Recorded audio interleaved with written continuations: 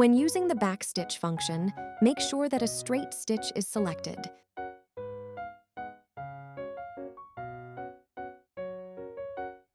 Lower the presser foot.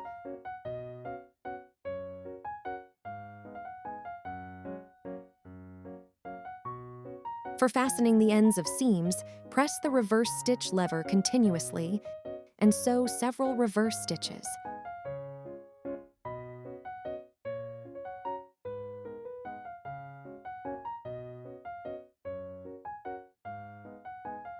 Sew a straight stitch by lightly pressing the foot pedal.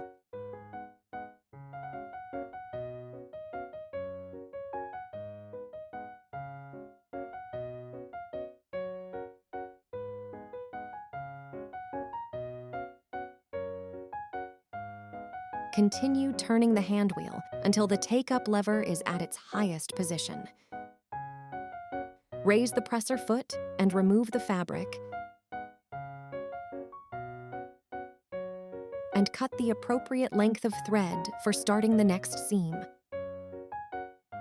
drawing the threads to back.